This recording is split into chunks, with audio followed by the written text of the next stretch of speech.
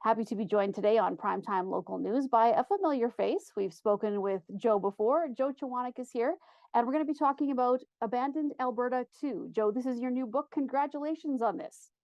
Thank you so much, and thanks for having me back. Well, Joe, I want to talk a little bit about the book. Obviously, we spoke with you when you did your first book of Abandoned Alberta, and now you have the second version. Was there a demand for it? Were people asking you to make another one, or is it just such a passion of yours that you knew you wanted to get that material out there? The first one did so well, and the response was overwhelming that I think the publisher didn't have much choice. And I asked if we could do a second one, and sales were strong, so they said, "Let's go for it." So we got another one ready. Well, let's talk a little bit about what is in the book, Joe, for those who may not have had a chance to see the first one. Tell me about some of the photos in the book and how you go about deciding what you're going to put in. This time around, there's a lot more of southern Alberta and east central Alberta. Last time was a lot around the Edmonton area. So I spent a lot of time out exploring and joined a couple of photo tours. There was a company in Calgary that has photo tours of some abandoned places. So did that. And then again, it was the process of whittling down thousands of photos into the 136 that made the book. So it was 136 new photos. It's a little more information than we had in the first book about some of the photos. So once again, it's just the best of the best, I think. I noticed that on some of the photos it says Central Alberta or Southern Alberta, but there's no specific location. Is there a reason for that? Or there's some that you kind of have to not disclose exactly where they are? 100%. Yeah. Some of the landowners, when I was on the photo tours that I was on with the company, the landowners don't want everyone traipsing across their property. So some aren't. And there's a few that give a little bit more detail where they are, but it's a property rights issue now and a trespassing issue. So Did you happen to come across any in our area? Were you out to Lloydminster, Vermilion, Bonnyville, Cold Lake for any of this in this book this time? Viking area again. I didn't get that far yet again. It's on the list. I was in Lac La Biche and Plamondon yesterday, so getting closer. So it's a really big province.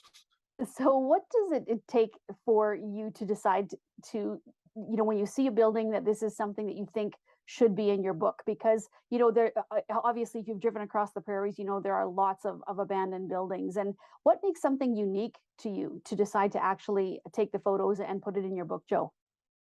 I think if people flip through the book, they'll see that the photos are something now that's unique, different, and there's something about the building that makes it have a soul, or it's got a story to tell. So I mean, there's so many dilapidated, derelict buildings around. They don't all necessarily are photogenic, and there might be hard. It's, oh, look, another grain storage or silo building or chicken coop, but I was looking for something more this time. So I know that you said you still have a lot of Alberta to cover. You could do a lot more photos. Have you thought about expanding to other provinces as well?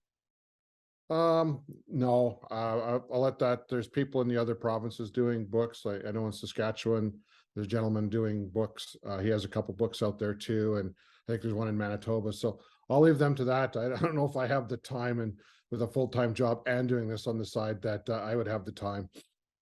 So how much work, Joe, goes into the start to finish process of this? I mean, obviously the traveling alone takes a lot of time, but even just going through the photos and deciding, how it's going to work in a book, how long does that process take you?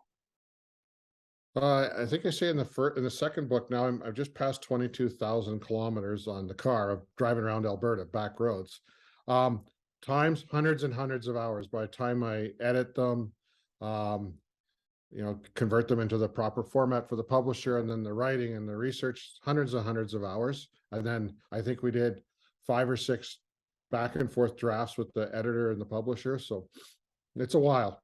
Takes a while. So is it time for you, Joe, to take a little bit of a break then? Or like, wintertime, obviously the buildings look a little bit different and you can get some great shots throughout the winter too. So are you going to keep going and we can expect an Abandoned Alberta 3 at some point?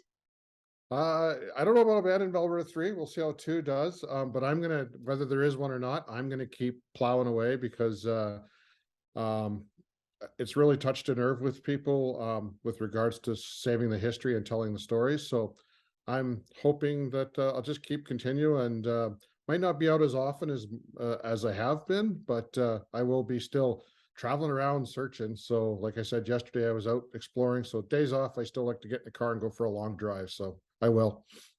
So, Joe, if people would like to get a copy of your book, what is the best way to locate it? It just dropped in Costco as of today.